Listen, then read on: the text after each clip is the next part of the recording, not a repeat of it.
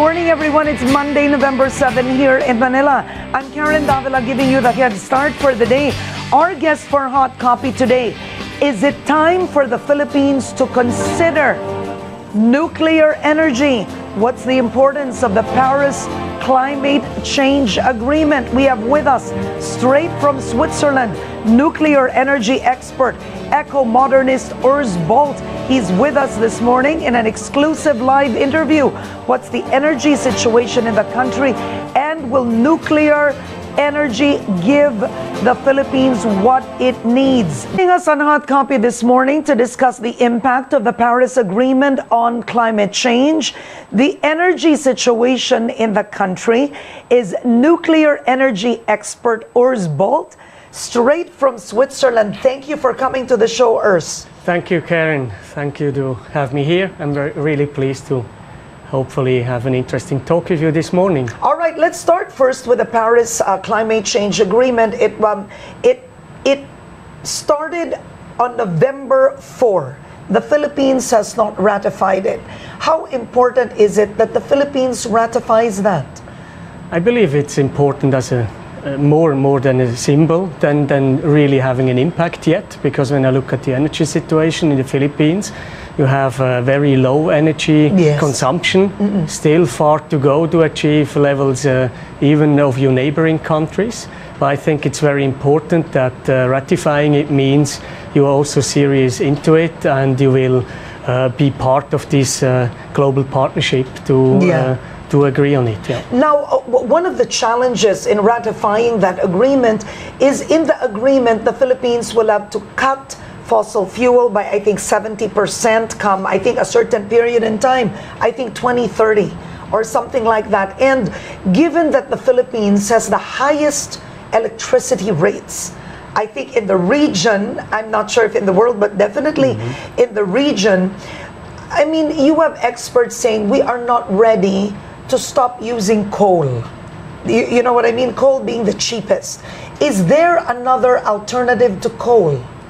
Right now there are alternatives, of course. There are several. The ones we always hear are the renewable energy. You already use a big part of it in geothermal, the second largest geothermal generation or generator in the world, actually. But then it's more expensive per kilowatt hour, at least here. At least might be, but I think you make use of it. At least that's something which not many countries can do. Then you have hydropower, especially in Mindanao, in the southern region, like 50% of the power mix. But when it comes to the north, where you have like 80% of the power generation and consumption, then you have obviously more than 80% fossil fuel for electricity production. So the challenge will now be, how fast can you actually replace coal and to still provide clean and cheap energy for the people with an extremely fast rising demand. So what would be the best alternative to coal that would be cheap, that would be environmentally safe? Okay, then we go into the topic. In our view, as I'm representing Energy for Humanity, and as you can see on this chart, it's the number one problem we have in the world for humanity is energy. And then we have water and food, and all the others come later. So if you want to have people prospering, then you need a lot of cheap and clean energy. So we have that on graphics right now. We're showing it on screen. So you're saying, okay, go ahead, continue. We need to look at all the available options to actually provide enough and increasingly more energy here in the Philippines, which is clean and hopefully becoming cheaper in the future, because, as you say, the energy prices here are extremely high. They're second after Hong Kong, I believe, or Japan, maybe third right now. You improved the situation a bit in the last 2 years, I believe, but they are comparable with the electricity prices in France. Now you compare France with the Philippines, you know what I mean. I mean, the buying power there much higher. Now, just talking about France, France has 90% or more than 90% clean electricity generation. Really? Why is that? Because they have nuclear power. Are you serious? So you're telling me France is 90% clean power because it is nuclear? Absolutely. Okay, go ahead. So they have hydropower, which they use as a pump storage as well. They have the mountains. So there's no fossil fuel in France? They have almost no fossil fuels for electricity production. Amazing. So it's basically meaningless. Yes, yes. The whole point is that France was able, within 15 years, to actually increase the share of nuclear power to clean electricity production within 15 years to 80%. So 80% is nuclear power. Would nuclear power be the best option for the Philippines? Mid-long term it will be, in my view, because of you have a 100 million country, you have limited additional hydropower available, and you have geothermal already used quite a lot. When you want to use that more, it will become extremely expensive, I believe. Yeah. So I would say it will need to be a mix. There will probably also be a place for solar power and wind power, especially in the north where you have a windy region. Then you have to consider the transmission grid, how to transport energy down to the south. And I would assume it's probably best to use the wind energy in the north. Okay, all right. Let's show the next graphics that we have right now so that we have an understanding, I think, of the power mix in the Philippines and where nuclear would fit right in. Okay, so clearly you're saying the advantages of nuclear far outweigh the fears of people. I would say in general with risk, the perception is not aligned with science or with facts. Yeah. That's in general. We all know that when we sit in a car, to get from home to the airport by car is actually more dangerous than to sit in the plane. Okay, all right. Explain this graphics. You have the Philippines right there, and you have Japan at number 1. You mean, okay, that's so this graph shows actually the electricity generation per capita, per person in the Philippines.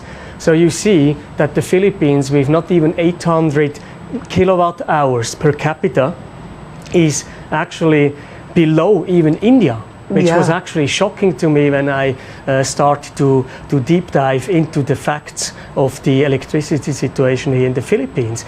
And Vietnam, after leaving the communism 20 years ago, actually has more than double the generation. That means... So what we're saying is Vietnam, which is a much smaller country than the Philippines, I mean in terms of population, is generating more power for the country than the Philippines is. Absolutely. Okay. So I would assume that because of the strong growth rates in the economy you have now, your electricity demand and energy demand in general will massively increase now, and you will need to provide and always to cope with the shortfalls you have. And I think right now it's okay. I never really had a brownout experience so far here, but going forward you need to continuously add more power, and that's the big challenge. How fast can you add this big amount of power to the grid? Okay, more power plants are coming into the Philippines. When President Aquino left, I think he signed 25 power plants, most of them coal. Yes. So that's the interesting part. Do you see it as a good sign that although the Philippines is trying to make up for its power needs, a bulk of it is in coal? Yeah, that's the fastest and quickest you can obviously do. Obviously, and cheapest. You have some gas power as well. You have some fields out in the sea. These might be depleted by mid-20s, and how to replace that is the question. Do you have more resources available? I don't know. Gas is much cleaner than coal. Coal is also imported, so it's volatile, depending on the markets, of course. But coal is the fastest to build. The question is, overall, the question is, do you want clean or cheap energy? For the short term, it's clean or cheap. And if you have for the long term, it needs to be both clean and cheap. And that would be nuclear. That's, in my view, will be nuclear. Okay. And I have the facts here to show. Yes. All right. What are the advantages? Let's start with nuclear energy, environmentally speaking. Yeah. First of all, maybe I can show you this this little stick here.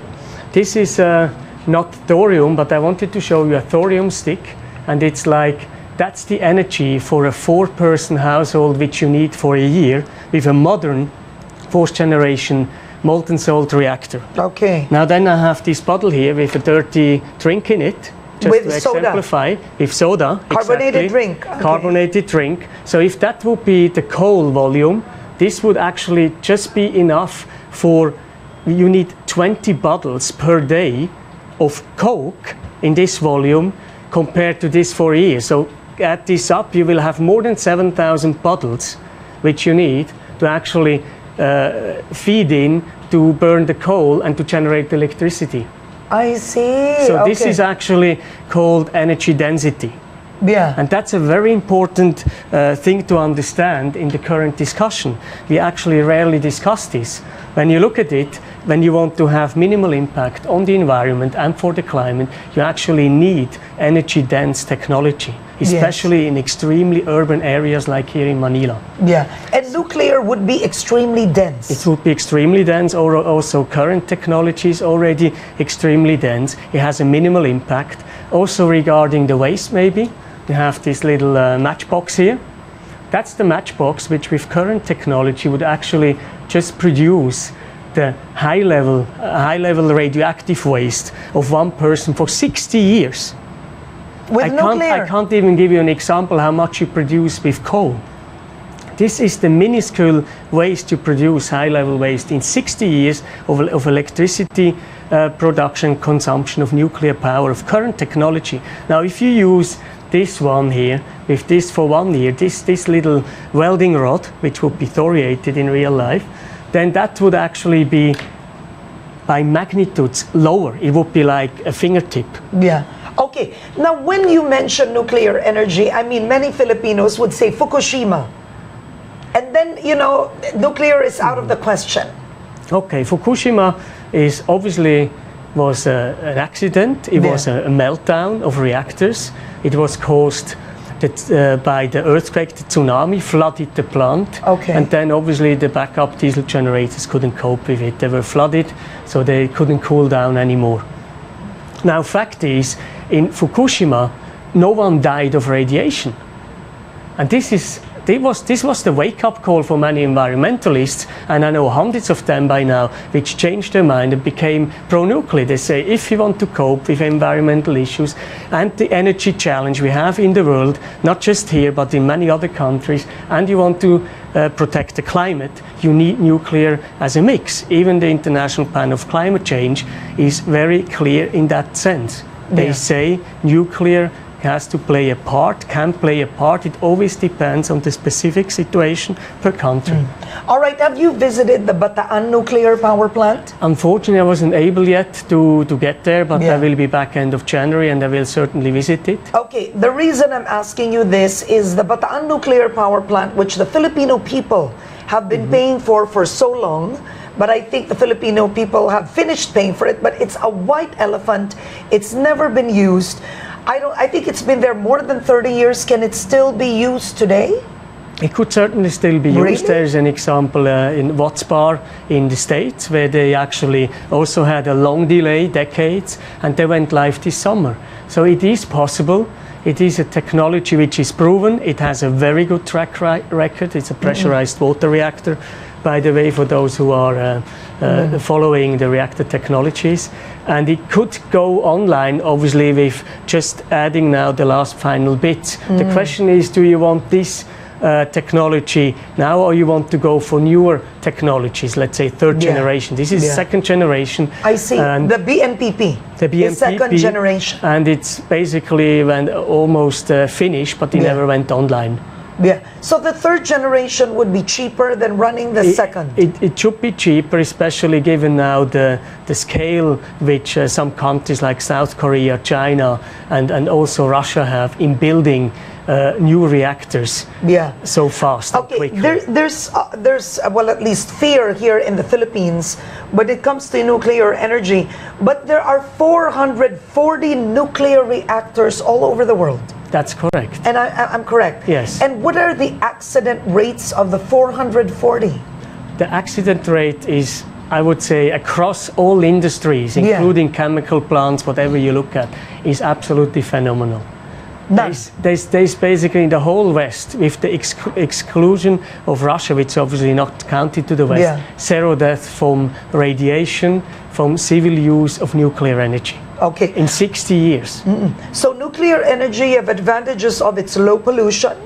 Low pollution. What are the greenhouse gas emissions from nuclear? The greenhouse gas emissions are comparable with solar. Oh, really? With solar energy. It's about in the the same. level of actually, solar. sorry to say, it's actually lower. It's actually about onshore wind. Onshore wind. Really? Okay. And then, of course, operating costs are low. I have a chart on this here on the CO2 emissions. And you see actually that solar PV is like 10 times higher. It's very low, all of them, of the renewables, including nuclear, which I would call, these are all clean energy technologies down here. And you see nuclear is very bottom.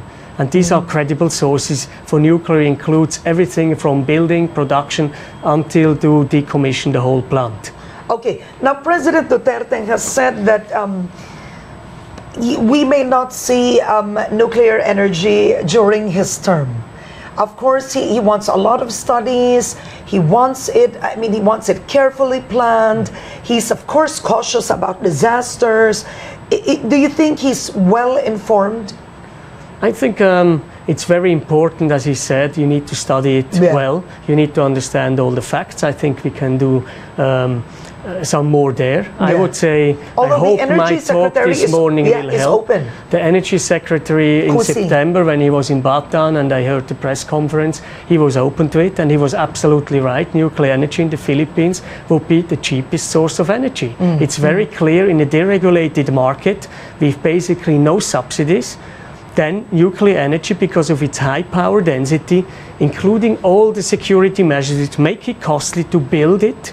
But once it's built, the maintenance is very low. Also, the resource you need, because of the power density, the energy density, you need only very small amounts of resource of uranium or thorium in the future, hopefully. Then that's actually the big. That makes you energy independent. So I would say mid-long term, what I feel is the Philippines, like other countries in the region, like Vietnam, Cambodia, Thailand, even Bangladesh, and others, they all go for nuclear energy now. They build now the programs with help from several countries. Would you consider it to be more reliable and more proficient than fossil fuel? It actually has a higher capacity factor. That always depends, obviously, on how you maintain it, but usually it should be up to 90%. And you would put nuclear under renewables? I would put it, renewable is a term which we could discuss.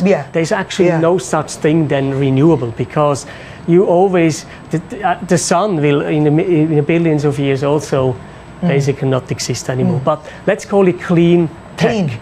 Because also nuclear, you could actually add it to renewables, because if you can extract the uranium out of the seawater, then you have endless resource. Same for thorium. Thorium is 3 to 4 times more abundant than uranium. And this would be thorium? This is just exemplary, because in Switzerland I couldn't get a thorium rod. It's basically a tungsten thoriated welding rod about this size. With a very small diameter, and this is very energy dense. All right, now the concerns when it comes to nuclear energy, the environmental impact. All right, questions are the process of mining and refining uranium hasn't been clean. Okay, so again, mining for uranium is of course something you look at, but in my view, the way they do it now, I'm not an expert into that mining part, but it's actually very clean and state of the art. Now, compared to coal, as you see, the amount of resource you need is so small that this is actually adding to the very good and low CO2 emissions, because you only need this small amount of resource. So for me, the mining part, of course, it needs to be considered, is important as it is, but don't forget, for solar and wind, you also have mining operations. You do? And you actually need a lot of coal power to produce solar panels. That's always forgotten, especially in the Western countries. You need a lot of coal? You need a lot of coal solar panels? Exactly. You need to produce the panel. That's true. How else do you want to Yeah. run the chemical processes? Yeah. You need heat. Yeah. Heat comes from coal today. But there's a reason why China is also exploring high temperature nuclear reactors. Yeah. Because they can produce process heat in a clean way. Okay, now when it comes to radioactive waste disposal, this is a concern for some. Yes, it is a concern and it should be a concern, but I haven't seen any other waste which is so properly contained like nuclear waste. It's But- always controlled, so Okay. the radioactivity can't go away. So if you replace fuel, burnt, it's called used fuel or burnt used fuel in the reactor, in this fuel pellet, then you actually take it out and you put it into a pool of water to cool it down. But Urs, what do you do, for example, they say as a rule, a nuclear power plant will create 20 metric tons of nuclear fuel per year. Okay, so that's a lot of nuclear waste. What do you do with that? Now, if you compare that to coal, which then mostly evaporates, or not even evaporating would be nice, but it Yeah. goes out into the air. Yeah. That's minuscule because it's a very dense Yeah. material. Meaning it's so controlled. It's very controlled, it's very dense. 20 metric tons is not a big, it's the size of a house, you know, of a big house, not more than that. Yeah, a year. And that's not the problem. You can actually store that and it's controlled. Yeah. And Okay. it's not radiating. All right. So- Okay, we'll continue our conversation after this short break. Hot Copy, we'll be right back. Welcome back. You're watching Head Start. Still with us on Hot Copy. The second half of Hot Copy. Is the Philippines ready for nuclear energy, or should the Philippines already consider nuclear energy? Nuclear energy expert Urs Bolt is with us this morning. You were going to show us, change the perception of what nuclear plants already look like today. That's exactly what Energy for Humanity wants to help people to grapple with. Okay. Now, we have one picture here which shows, what do you believe that is, Karen? At first look, you'd think it's a museum. Exactly, it looks like auditorium, like a museum. That's an architectural sketch of a modern new nuclear power plant in its fourth generation. So this plant, which is underneath, is now being research developed. They are in a third stage now of their 7 steps or 8 steps developing, and that's actually how you can. And where is this? This is now in the States. In the US? This is Oh. a startup which works from MIT engineers. Yeah. And I was allowed to show this today. And this would basically be how to cover the nuclear power plant. Below is a very modern, future-proof technology, which will also actually recycle the waste we have today. So I all see. these metric tons, which we have per year, actually the 20 metric tons per year, they're actually just a large American size, US size refrigerator. It's actually smaller. Yeah. I just was able to look that Yeah. up during the break. Now this modern nuclear power plants, they are meltdown proof. They can actually be next to Manila in an Really? area. So you Yeah. have actually very short transmission grids. They can be smaller, they can be sort of, not exactly, this one would be like medium sized, Yeah, 300 to 500 megawatt. But like, won't this still produce a lot of low-level radioactive waste the low, that's transmitted in parts and supplies?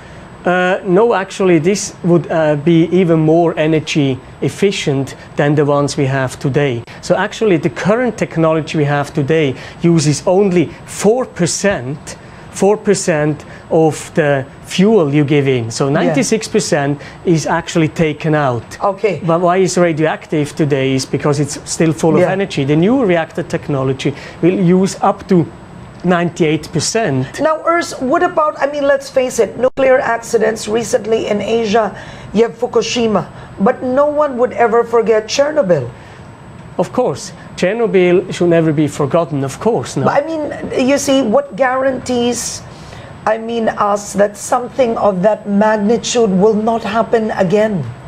That's quite simple one. The reactor type in Chernobyl, that had not even a containment, so it wasn't even able to contain the radioactive fallout from the meltdown. So Would that be first generation? It was a first generation without containment. These do not exist anymore. That's already 30 years ago now. Okay. So there is no, we don't need Chernobyl to use as a gimme pick or example that it could happen again. Yeah. Because it's simply not existent. Yeah. Now then the other one which would be more comparable is maybe 3 Mile Island, which happened in '79 with a pressurized water reactor in the United States. So that was a partial meltdown, but it actually didn't, there was no fallout from the radioactivity. So it actually was contained in the containment building. And that's what I would expect if something would happen, that it would be like this. Now Fukushima, obviously, and that had, like Chernobyl, a design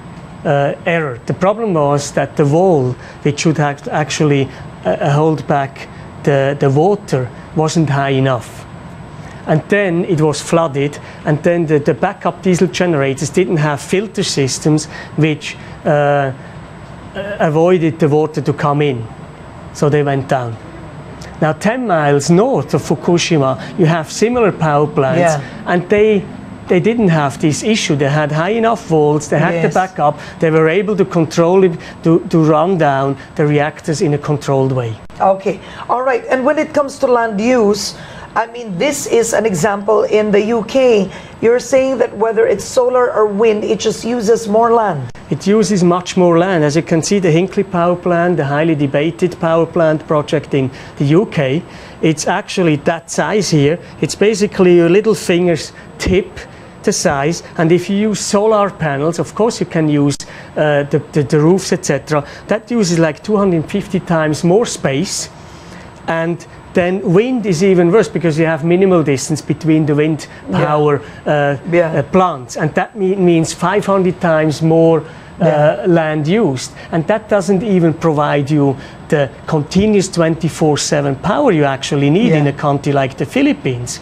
So you still have to have backup power, which usually in the States is now gas, natural gas, in the UK as well. And then in Germany, the Energiewende, which is always touted as the one example, actually still uses coal power. They can't reduce coal power because they need to fill the gaps of the intermittency of renewable energy. Now, one of the concerns is, you know, you have nuclear power that could be clean. It uses uranium, but uranium is also finite.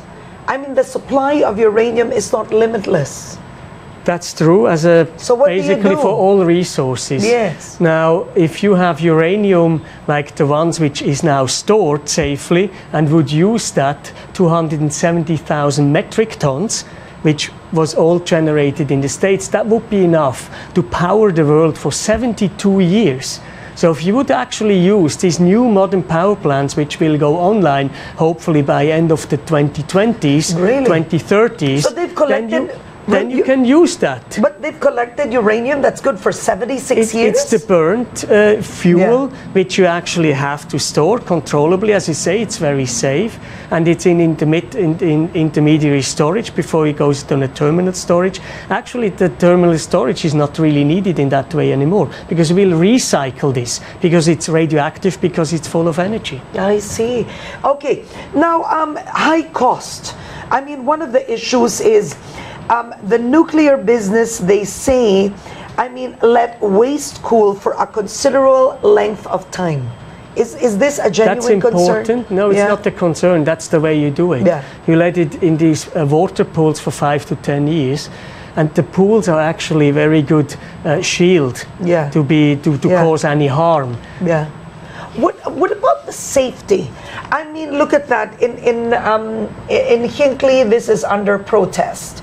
So, I mean, one of the issues is anywhere in the world, it's a high target for militants and protesters. Actually, that's what people think. That's common sort of myth. It's a myth.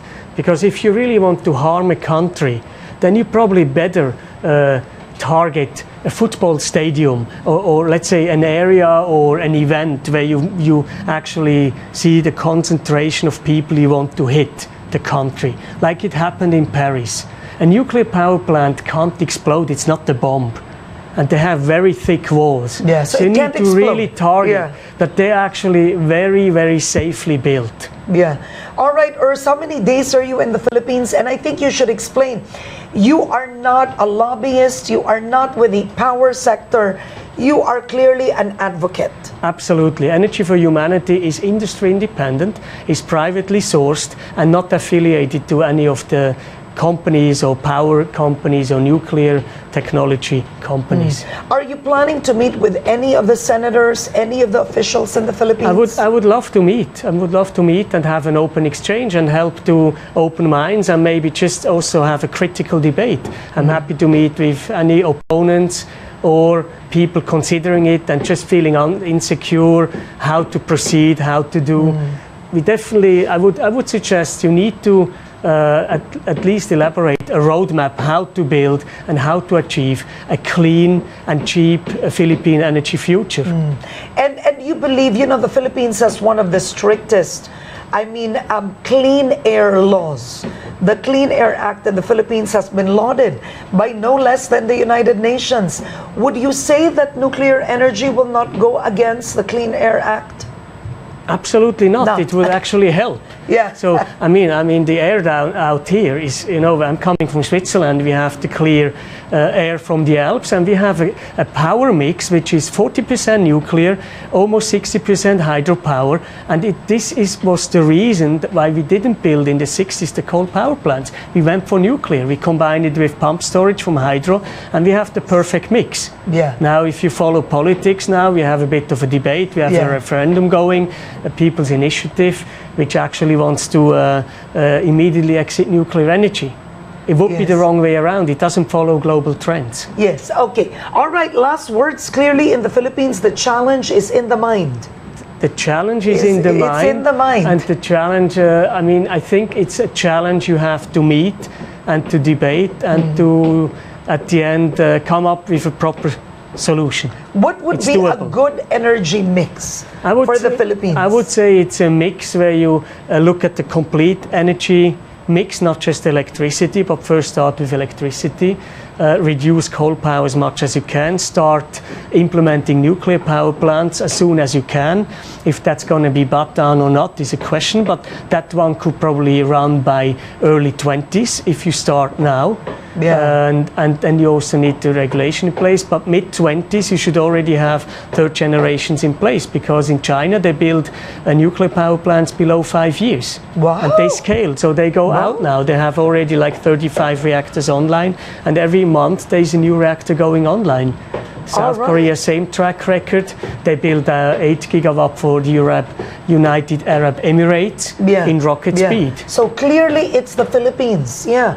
Okay. All right. On that note, Urs Bolt, thank you for coming to Head Start. Welcome to the Philippines. Thank you, Karen. Replay of this interview is at 3:30 p.m. this afternoon. It's also uploaded on iwanttv.com.ph.